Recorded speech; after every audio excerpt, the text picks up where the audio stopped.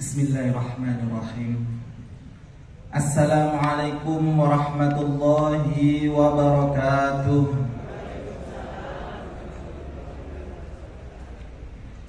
Alhamdulillah, thumma alhamdulillah. Alhamdulillahilladzi bi ni'matihi tatimmus shalihat. Alhamdulillahilladzi yusabbihu lahu ma fis samawati wal ardh wa huwal azizul hakim. Asyhadu an la ilaha illallah wahdahu la syarika lah wa asyhadu anna sayyidana Muhammadan abduhu wa rasuluh. Allahumma faqihna fid din wa 'allimna at-ta'wil waftahna futuhal 'arifina bika ya Allah ya arhamar rahimin. Allahumma akhrijna min dhulumatil wahm wa akrimna bi nuril fahm waftah alaina bi ma'rifatil ilm wasahhil akhlaqana bil hilm waj'alna mimma yastami'una al-qawla fayattabi'una ahsanah. Allahumma arhamna bil Qur'an, amma ba'd. Yang kami hormati Bapak Komandan Lanut Wahyudi, Bapak Takmir Masjid dan segenap jajarannya, para cerdik pandai, alim ulama, tokoh masyarakat, Bapak Ibu jamaah hadirin sekalian yang dirahmati Allah Subhanahu wa taala. Alhamdulillah, kita bersyukur kepada Allah, berterima kasih kepada Allah, memuji Allah, menyanjung Allah, menyebut-nyebut nama Allah dengan sebanyak-banyaknya. Alhamdulillah, pagi yang penuh barakah ini kita semua bisa hadir di tempat yang penuh barakah, majelis ilmu dalam keadaan sehat walafiat. Bapak Ibu sehat semuanya, Ding? Amin. Alhamdulillah. Sampun sarapan? Alhamdulillah. Insya Allah Allah memberikan nikmat kesehatan, nikmat makan, nikmat minum. Allah memberikan petunjuk hidayah kepada kita yang perlu kita syukuri. Kita keluar dari rumah berangkat niat thalabul ilmi, untuk belajar, untuk mendengar, untuk mematuhi perintah Allah, perintah Rasulullah untuk menuntut ilmu. Wujud syukur kita kepada Allah. Mudah-mudahan dengan kehadiran kita di sini kita mendapatkan rahmat dari Allah Subhanahu wa taala, mendapatkan maghfirah, ampunan dari Allah Subhanahu wa taala, diberikan ilmu kepahaman, diberikan istiqomah, diberikan kebaikan, kebahagiaan, kesenangan dunia dan akhirat, sehat lahir batin sampai akhir hayat. Amin Allahumma amin. Salawat dan salam marilah kita hadiahkan kepada junjungan kita Nabi Muhammad sallallahu alaihi wasallam. Beliaulah manusia yang istimewa, manusia yang sempurna, manusia pilihan yang diutus oleh Allah untuk mengajak, untuk menyeru, untuk menuntun umat manusia kepada jalan kebenaran, jalan keselamatan, yaitu agama Islam. Barang siapa yang mau mengikuti beliau pasti akan beruntung dan selamat. Siapa yang tidak mau mengikuti beliau pasti akan rugi dan tersesat. Mudah-mudahan kita semuanya menjadi umatnya yang bisa banyak bersolawat kepada beliau, bisa mengamalkan sunnah-sunnah dan meneladani bagaimana perjuangan beliau dan akhlak beliau. Mudah-mudahan kita semua dikumpulkan bertemu Nabi Muhammad nanti di hari kiamat. Amin Allahumma amin. Hadirin rahimakumullah, ini yang ketiga kali kita bertemu kembali. Sebelumnya sudah 2 kali diundang ke sini. Alhamdulillah, pada sebelum Covid. Ini sudah masuk yang ketiga, alhamdulillah. Juga saya memperkenalkan diri berasal dari Riau walaupun tinggal dari Solo. Alhamdulillah, mudah-mudahan kita pada kesempatan ini bisa belajar bersama.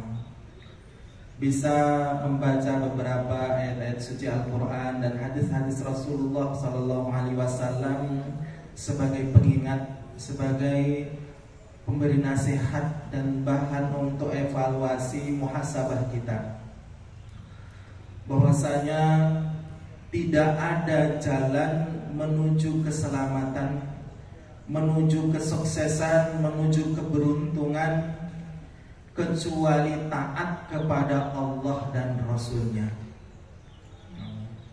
Kecuali taat kepada Allah dan Rasul-Nya. Allah Subhanahu wa taala berfirman, "Ya ayyuhalladzina amanu taqullaha wa qulu qawlan sadida yuslih lakum a'malakum wa yaghfir lakum dzunubakum wa may yuti'illaha wa rasulahu faqad faza fawzan 'azima." Ayat yang sangat terkenal, yang sangat populer dan sering diulang-ulang, surat Ahzab ayat 71. Wahai orang-orang yang beriman, bertakwalah kepada Allah dan ucapkanlah ucapan yang benar. Allah akan mengampuni dosa-dosa kalian. Barang siapa yang taat kepada Allah, taat kepada Rasul, maka faza fauzan azima, dia beruntung, dia sukses, dia berhasil. Jadi kalau mau mencari orang yang sukses, orang yang berhasil, orang yang beruntung dunia akhirat, itu orang yang taat kepada Allah. Nah, itu standar yang disebutkan dalam Al-Quran. Kalau ukuran kita standar sukses bagaimana?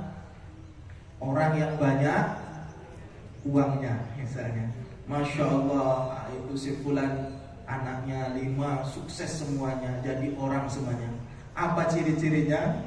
Banyak uangnya, rumahnya besar, kendaraannya bagus misalnya.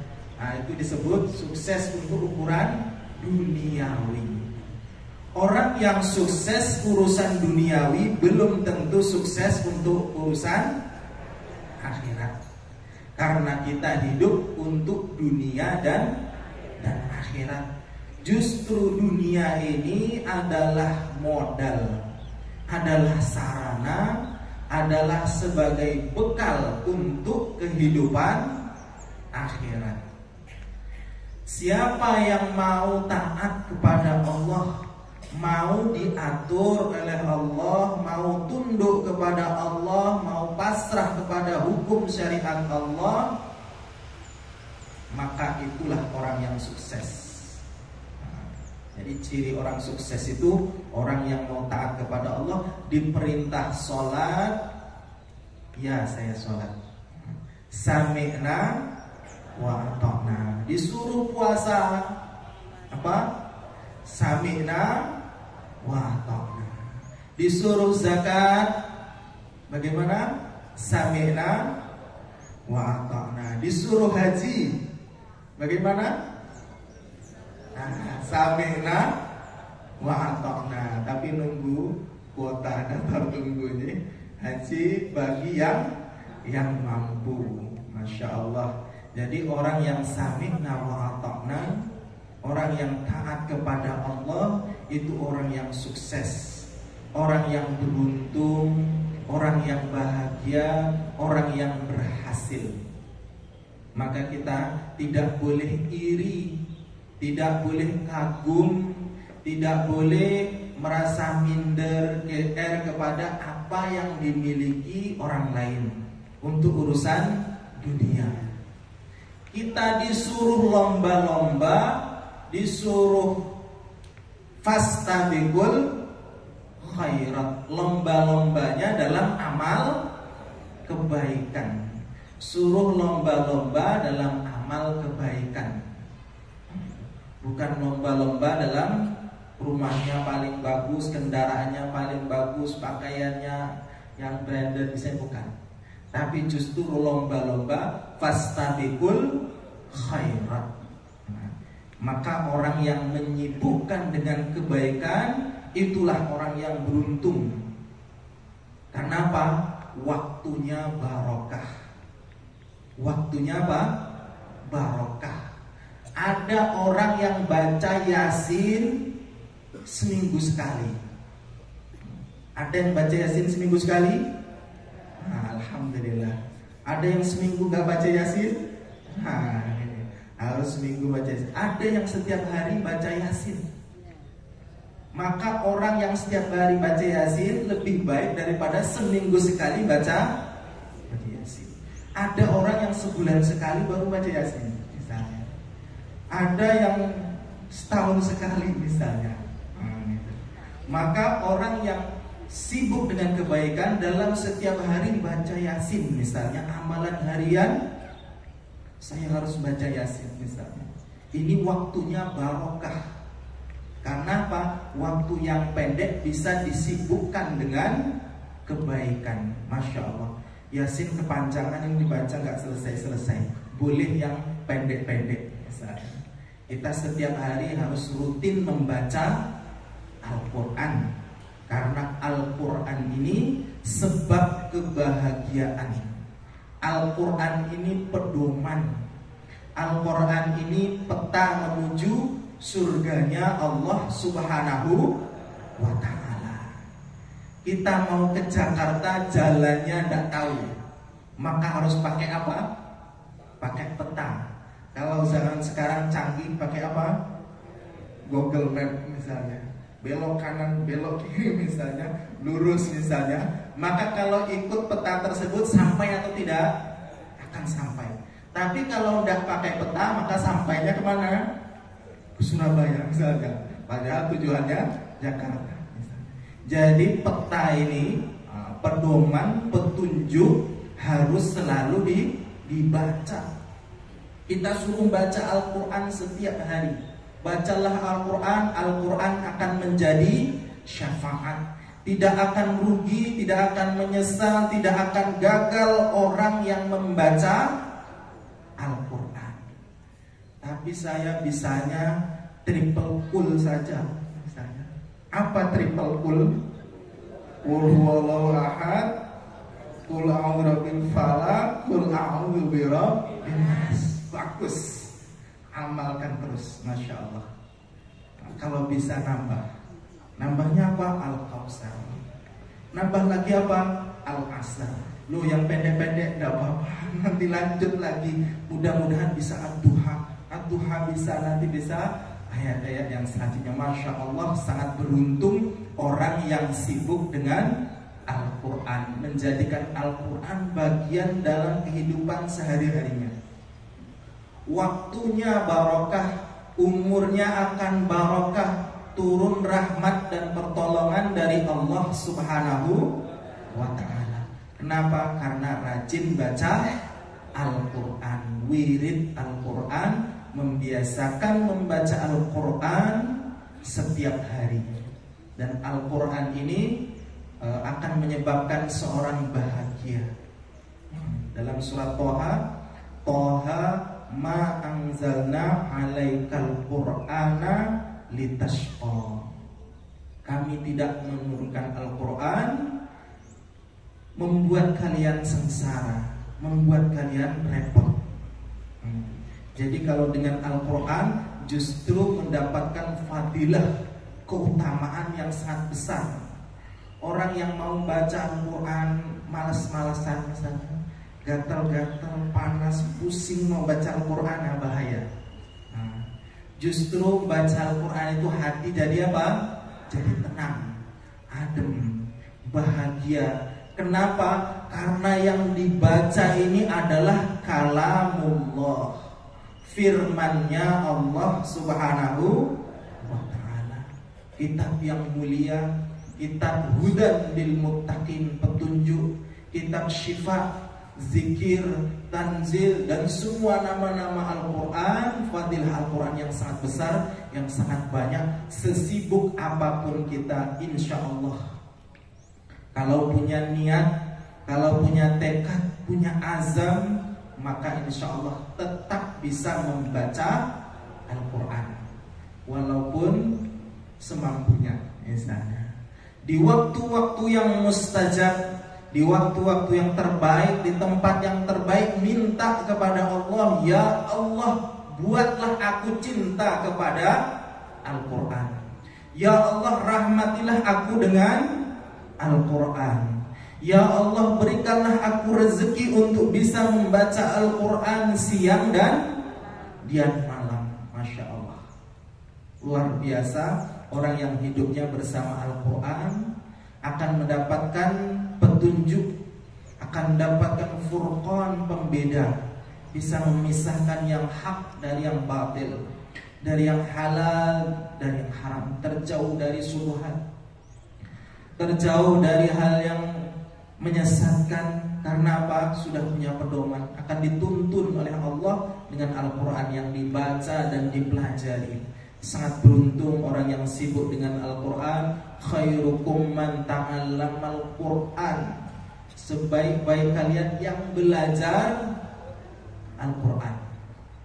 Belajar saja sudah bagus, disebut yang terbaik di antara kalian yang mau belajar Al-Quran. Karena Al-Quran itu perlu dipelajari. Kita tidak bisa beli Al-Quran baca sendiri, maka bacaan kita pasti salah. Maka baca Al-Quran itu harus ada gurunya. Baca Al-Quran harus ada apa? Gurunya yang mengajari. Karena bacaan kita belum benar. Kenapa? Abjad kita ABC, Al-Quran itu alif bata. Ada ilmu yang harus dipelajari untuk membaca Al-Quran. Apa nama ilmunya? Ilmu tajwid. Ilmu tata cara membaca Al-Quran. Ternyata membaca Al-Quran itu tidak asal-asalan. Cara mengucapkan huruf juga harus baik dan benar. Ini mana huruf sin, ini mana huruf shin, mana huruf shad, mana huruf ta, harus bisa bedakan. Mana huruf alif, mana huruf ain, misalnya, itu perlu dipelajari dan itu merupakan ibadah. Dan guru-guru Al-Quran itu juga ada tingkatannya. Masya Allah. Apalagi Al-Quran itu juga termasuk rukun dalam sholat. Fatihah termasuk rukun dalam Al-Quran, perlu dipelajari sungguh-sungguh. Bagus benar Fatihahnya, insya Allah benar yang lainnya. Kalau Fatihahnya bermasalah, mana panjang mana pendek, hurufnya dibolak-balik, nah ini perlu belajar. Perlu tahsin Al-Quran, tajwid dalam pembacaan Al-Quran. Maka kita disuruh belajar. Tidak ada yang gagal, tidak ada yang rugi, tidak ada yang menyesal dalam belajar Al-Quran. Sibukkan hari-hari kita dengan membaca Al-Quran. Waktu yang kosong kita sibukkan dengan membaca Al-Quran. Apa ayat terbaik dalam Al-Quran? Ayat yang terbaik dalam Al-Quran apa? Ayat kursi. Apa ayat yang terbaik dalam Al-Quran? Ayat kursi. Hafal ayat kursi? Hafal insya Allah. Kelihatannya hafal ya. Mudah-mudahan sering membaca ayat kursi, mengamalkan ayat kursi, menyibukkan dengan bacaan ayat kursi, menjadikan ayat kursi bagian dalam hidup kita. Ayat kursi, siapa yang membacanya termasuk ahli surga, apalagi habis sholat. Itu luar biasa. Jangan tinggalkan ayat kursi.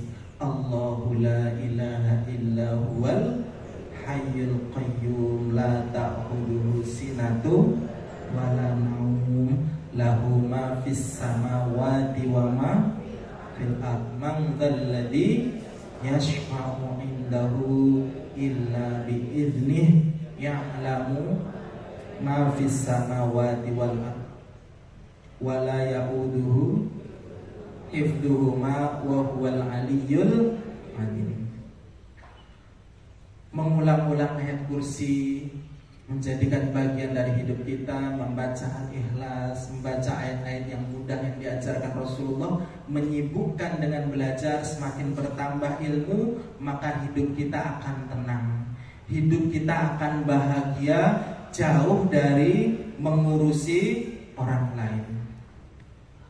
Kita tidak akan ditanya tentang urusan orang lain. Kenapa si fulan cerai? Kenapa si fulan begini? Kenapa si fulan begitu? Kita tidak akan ditanya. Kita disuruh sibuk mengurusi diri kita sendiri, memperbaiki, meningkatkan. Dulu saya begini, maka saya akan berusaha, maka insya Allah akan semakin lebih baik. Jalan menuju keselamatan, jalan menuju kebahagiaan adalah taat kepada Allah. Tidak ada jalan yang lain. Salah satunya adalah dengan membaca Al-Quran, menjadikan Al-Quran bagian dari program harian kita.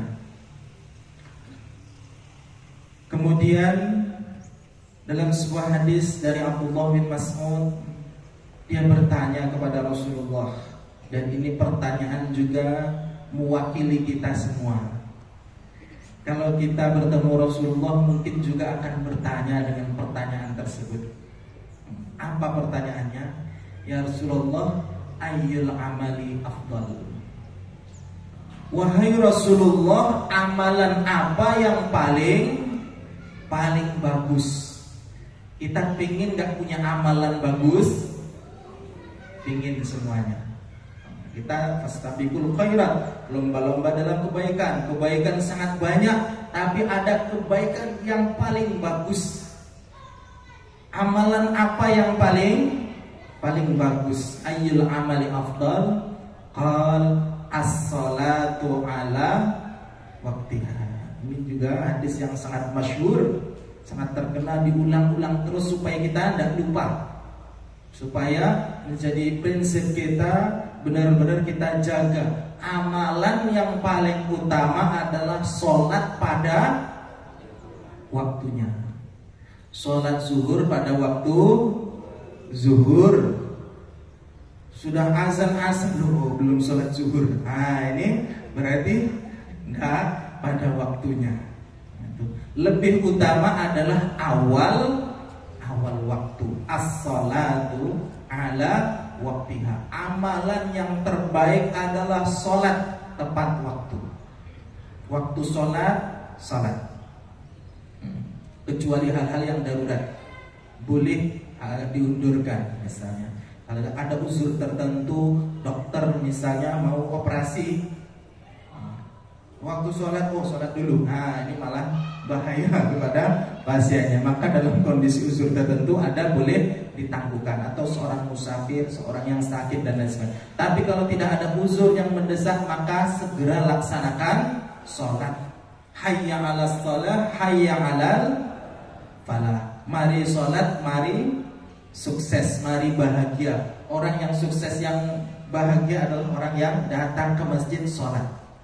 Maka orang yang tidak datang ke masjid, dia tidak sukses, tidak bahagia.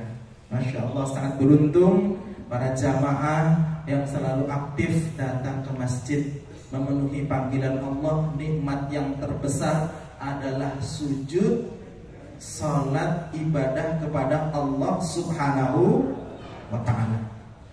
Kita masih dalam momen bulan Rajab, bulan peristiwa besar, kemuliaan, anugerah, hadiah yang diberikan Allah kepada Rasulullah, yaitu peristiwa apa? Isra dan Mi'raj. Apa itu Isra? Perjalanan Nabi Muhammad dari Masjidil Haram Mekah menuju Baitul Maqdis di Palestina. Kemudian Mi'raj, naiknya, diangkatnya Nabi Muhammad ke langit 1, 2, 3, 7 sampai Sidratul Muntaha, sampai tempat yang gak ada orang sampai ke sana, dimuliakan oleh Allah Subhanahu wa ta'ala, ketemu kepada Allah Subhanahu wa ta'ala, dikasih hadiah. Apa hadiahnya? Sholat.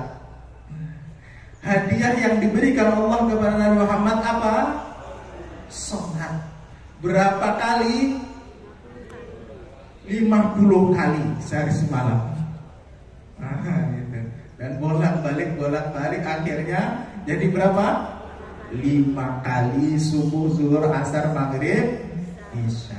Masya Allah. Jadi salat mi'rajul mukmin, salat itu mi'raj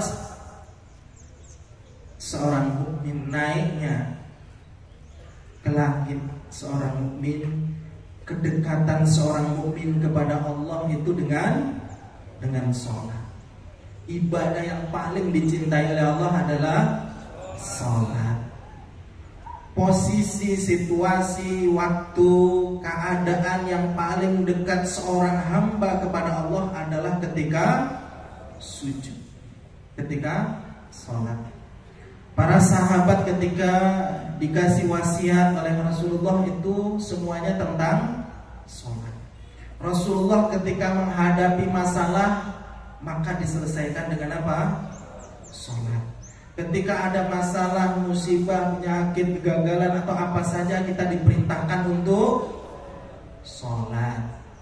Wasta'inu bis-sabri was-shalah.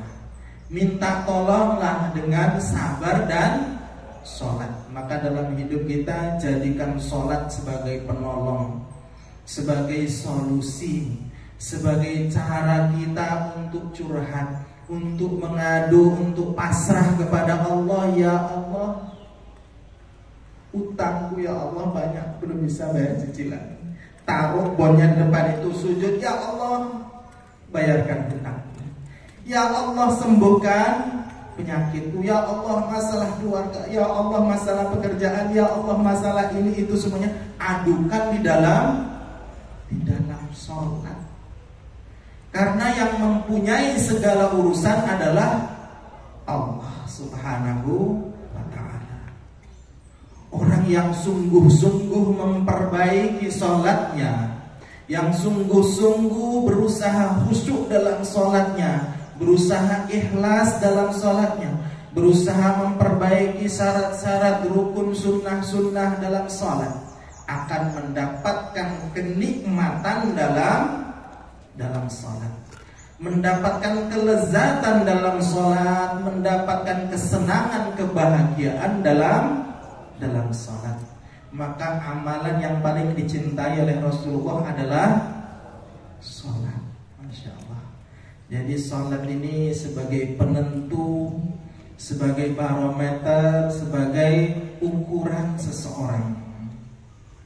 Kalau sholatnya baik, insya Allah yang lainnya akan ikut baik. Kalau sholatnya bermasalah, ini lainnya bermasalah. Jangan-jangan kita banyak masalah, banyak ini itu dan lain sebagainya, karena masalah dalam sholatnya. Orang yang memperbaiki sholatnya, Allah akan memperbaiki hidupnya. Orang yang ikhlas dalam sholatnya akan ridho kepada Allah, akan timbul rasa ikhlas, rasa pasrah, rasa menerima, bersandar hanya kepada Allah.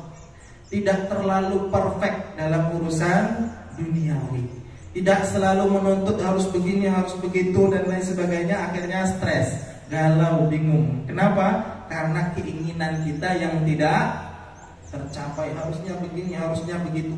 Kita ingin ngatur Allah, padahal Allah sudah menetapkan begini. Hujan mengeluh misalnya, panas juga mengeluh. Dalam kondisi ada sebab mengeluh, gak ada sebab juga mengeluh. Hati-hati.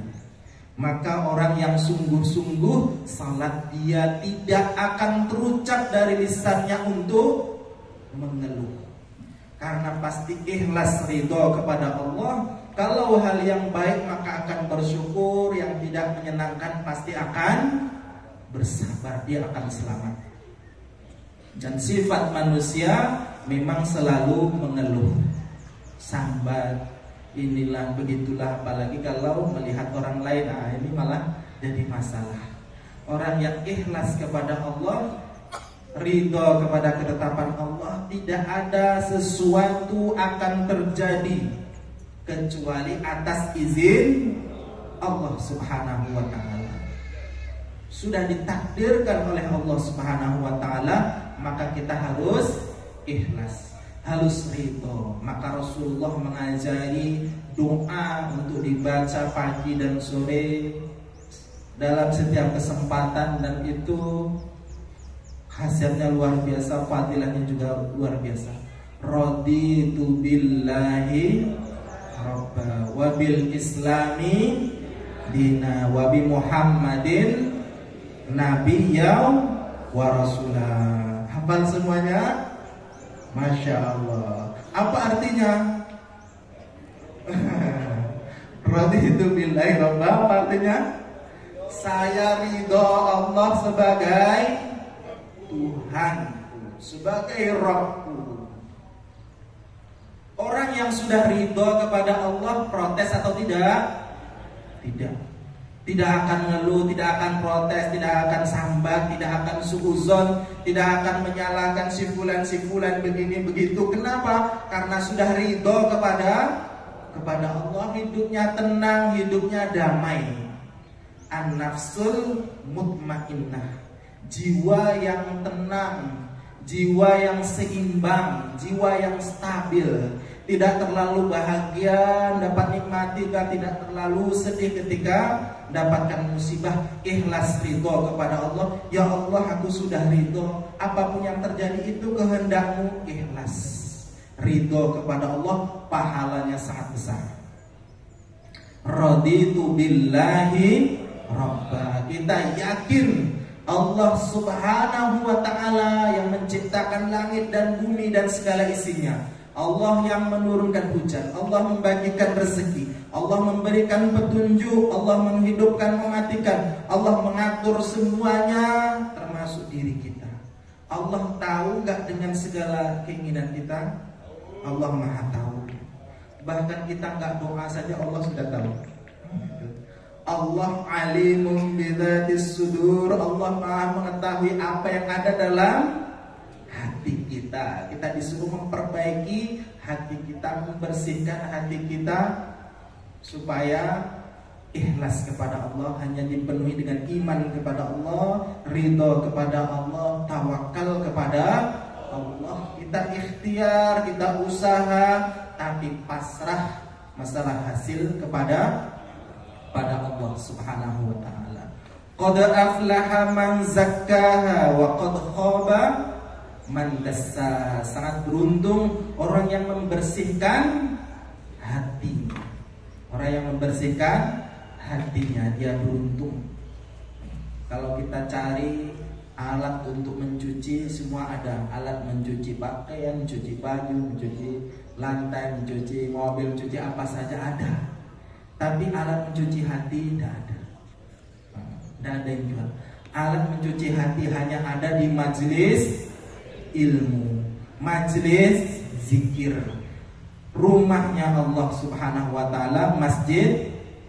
Maka hati akan semakin bersih, berkumpul dengan orang-orang solehah.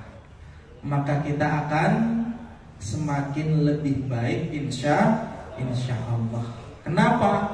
Karena saling mengingatkan, saling bantu-bantu, saling tolong menolong. Ada yang sakit, bagaimana? Kita jenguk. Ada yang susah, maka dibantu, dihibur, didoakan. Itu sikap seorang muslim, kewajiban seorang muslim. Maka akan hidup dalam bahagia bersama-sama. Wa ta'awanu 'alal birri wat taqwa. Saling tolong menolong dalam kebaikan, bukan hanya untuk dirinya sendiri, tapi juga ngajak orang lain. Ngajak orang lain dalam kebaikan. Saya tahu zikir itu sangat luar biasa. Ngajak orang dalam berzikir. Oh, ini baca surat Al-Waqiah, Masya Allah luar biasa. Baca ngajak orang lain. Oh, ini sholat duha sangat bagus, diajak, disampaikan kepada orang lain, luar biasa. Jadi kebaikan ketika kita sampaikan kepada orang lain juga mengikuti kebaikan tersebut, kita dapat pahalanya. Masya Allah. Beruntung atau tidak? Sangat beruntung. Luar biasa. Orang yang menjalankan syariat Allah, selalu patuh mengamalkan sunnah-sunnah Rasulullah, insya Allah faza fauzan azima, sukses, beruntung, berhasil, hebat, luar biasa dunia dan akhirat. Karena hakikatnya dunia hanya sementara, hanya sebentar. Kita tidak boleh terlalu berharap kepada dunia. Dalam sekelip mata Allah bisa balikkan segala-galanya. Ketika sedang tidur datang gempa. Tak barusan dengar gempa di Turki dan di Suriah. Berapa yang meninggal? 41.000 orang yang terdata. Sebelumnya gempa di Cianjur dan lain sebagainya, ada banjir, kebakaran, kecelakaan. Allah bisa manggil kita kapan saja. Kalau di hati kita tidak ada niat-niat kebaikan, bahaya. Karena Allah melihat apa yang ada di dalam hati kita. Seorang misalnya umurnya mungkin ditetapkan oleh Allah 30 tahun, 40 tahun, 60 tahun, amalannya tergantung dengan apa yang dilakukan pada umur tersebut. Tapi balasannya selama-lamanya. Bahasanya itu kalau masuk surga, khalidina fiha, selama-lamanya. Orang yang ingkar, orang yang kafir dan mau taat kepada Allah dapat balasan apa? Khalidina fiha, kal selamanya. Orang yang mengingkari Rasulullah, orang kafir Quraisy 14 abad di alam kubur diazab oleh Allah sampai hari kiamat, sampai selama-lamanya diazab oleh Allah, ingkar. Padahal umurnya tidak lama. Kenapa? Karena niatnya itu ingkar terus. Kalau 100 tahun ya ingkar kepada Allah, 1000 tahun juga ingkar kepada Allah. Seorang mukmin niatnya selalu taat kepada Allah. Kalau panjang umur 100 tahun ya 100 tahun sholat, 100 tahun zakat, 100 tahun nuntut ilmu, niat taat kepada Allah sampai akhir hayat. Maka akan dibalas oleh Allah pahala selama-lamanya. Masya Allah. Beruntung atau tidak? Beruntung. Umatnya Nabi Muhammad amalannya sedikit, pahalanya banyak. Amalannya sedikit, pahalanya banyak. Kalau kita renungkan misalnya, yang hadir di sini ahli surga semuanya. Malu nggak kita dengan Allah? Ngelihat amal kita, malu nggak? Malu kita. Ya Allah, saya nggak pantas mau masuk surga. Malu kita kepada Allah. Ya Allah, saya belum bisa syukur. Ya Allah, ilmu saya belum bisa manfaatkan. Ya Allah, belum bisa bakti pada orang tua sebaik-baiknya. Ya Allah, belum bisa ini. Kita akan semakin sadar siapa diri kita. Kita itu makhluk yang lemah, makhluk yang hina, makhluk yang fakir, makhluk yang bodoh, yang semua hal-hal buruk ada pada kita, dan itu semakin baik. Tanda ubudiyah, penghambaan seorang kepada Allah adalah mengakui dia itu lemah. Orang yang sombong, dia merasa hebat, merasa gak butuh kepada Allah. Tapi seorang yang hamba sungguh-sungguh, dia akan mengakui, ya Allah, saya ini budakmu, saya ini hambamu. Di dunia numpang, di akhirat juga numpang. Kita gak punya apa-apa. Inna lillahi wa inna ilaihi raji'un. Kita ini milik siapa? Milik Allah. Kita akan kembali kepada siapa? Pada Allah. Tidak punya apa-apa, datang tidak bawa apa-apa, pulang juga nggak bawa apa. Siapa diri kita? Hambanya Allah. Maka akan sampai kepada ma'rifatullah, kenal kepada Allah. Mahabbatullah, cinta kepada Allah. Asyauq ilallah, rindu kepada Allah subhanahu. Membutuhkan Allah dalam setiap saat menyebut nama Allah dalam setiap saat. Kenapa? Karena sadar siapa diri kita. Gampang lupa, gampang hilaf, banyak kewajiban belum bisa kita laksanakan, banyak larangan masih kita bisa langgar. Masya Allah, kita itu lemah, maka minta kekuatan kepada Allah. La haula wala quwwata illa billahil aliyil azim. Tidak ada upaya, tidak ada kekuatan kecuali dari siapa? Dari Allah. Kita itu bodoh, tidak punya apa-apa, nggak bisa apa-apa kecuali dari Allah. Yang ngajari kita siapa?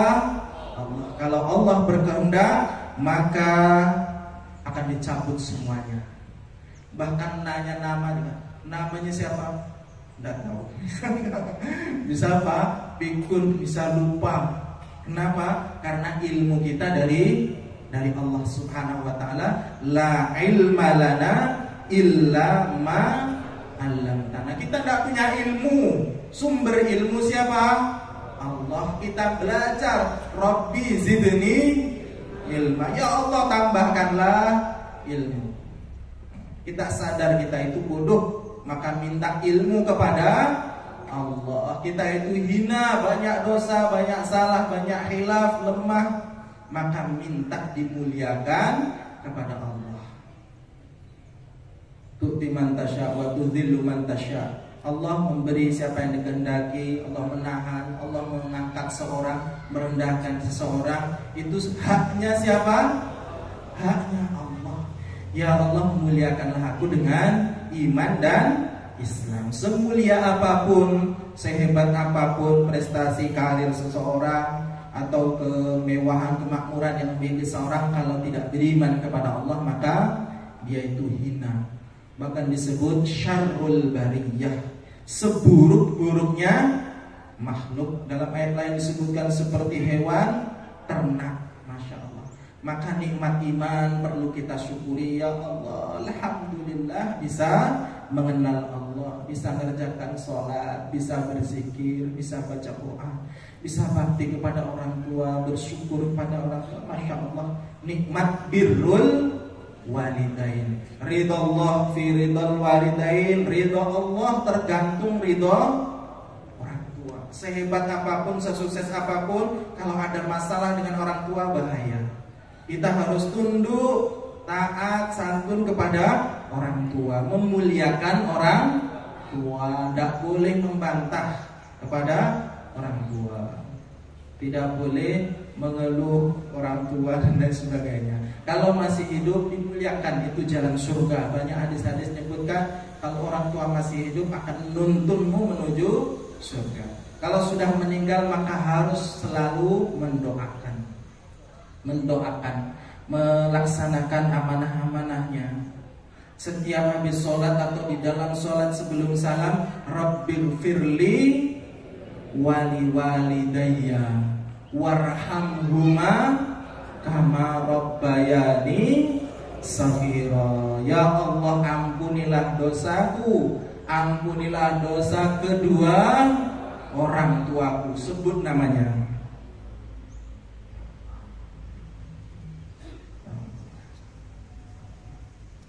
Warhamhuma, ya Allah, sayangilah mereka berdua sebagaimana mereka menyayangiku ketika kecil. Kita tidak akan mungkin membalas jasa kedua orang tua kita yang mengasuh kita, merawat kita, meragati. Masya Allah, kita tidak akan mungkin bisa membalas jasa kedua orang tua. Orang yang pertama yang harus kita muliakan adalah orang tua kita. Orang yang berbakti, orang yang beribadah sungguh-sungguh kepada Allah, digabungkan dengan wabil walidaini ihsana. Jadi salah satu cara untuk ibadah sungguh-sungguh kepada Allah adalah buktinya taat kepada kedua orang tua. Mudah-mudahan kita diberikan kekuatan, kemudahan untuk bisa memuliakan kedua orang tua kita, merawat mereka, mendoakan mereka semua dengan sungguh-sungguh niat taat kepada Allah dan Rasulnya. Itulah jalan kebahagiaan, jalan keselamatan, jalan yang ditunjukkan oleh Allah dan Rasulnya. Siapa yang sungguh-sungguh taat kepada Allah dan Rasulnya, maka dialah orang yang sukses. Ya. Ini waktunya sudah habis, kita tutup dengan doa. A'udzubillahi minasyaitonirrajim. Bismillahirrahmanirrahim. Alhamdulillahirabbil alamin. Hamdan syakirin, hamdan hamidin, hamdan na'imin, hamdan yafi ni'amahu wa yukafi'u mazidah. Ya Rabbana lakal hamdu kama yanbaghi li jalali wajhikal karim wa 'azimi sultanik. Allahumma salli wa sallim wa barik ala sayyidina Muhammad wa ala alihi wa sahbihi ajma'in. Allahumma inna nas'aluka al-'afiyah wa dawamal 'afiyah wa tamamal 'afiyah wa syukru 'alal 'afiyah. Allahumma barik lana fi a'malina wa a'malina wa arzaqina wa ahlina wa auladina wa zurriyyatina. Allahumma ikfina bihalalika an haramika wa bi ta'atika an ma'siyatik wa bi fadlika amman siwak. Ya Allah, ya Rahman, ya Rahim, ya Hayyu, ya Qayyum, ya Hannan, ya Mannan, ya Ghaffar, ya Sattar, ya Fattah, ya Alim. Ya Allah, ampunilah kami, ampunilah dosa kedua orang tua kami. Ya Allah, mudahkanlah urusan kami. Ya Allah, sembuhkanlah orang yang sakit di antara kami. Ya Allah, berilah kami rezeki yang melimpah, halalan thayyiban untuk ketaatan kepadamu. Ya Allah, ya Allah, sibukkanlah kami dalam kebaikan. Ya Allah, ya Rahman, ya Rahim. Rabbana zalamna anfusana wa illam taghfir lana wa tarhamna lanakunanna minal khasirin. Allahumma a'inna ala dzikrika wa syukrika wa husni ibadatik wa la taj'alna minal ghafilin. Rabbana atina fid dunya hasanah wa fil akhirati hasanah wa qina adzabannar. Wa sallallahu ala sayyidina Muhammad wa ala alihi wa sahbihi wa barik wa sallim. Bi fadlika subhana rabbika rabbil izzati amma yasifun wa salamun alal mursalin walhamdulillahi rabbil alamin. Assalamualaikum warahmatullahi wabarakatuh.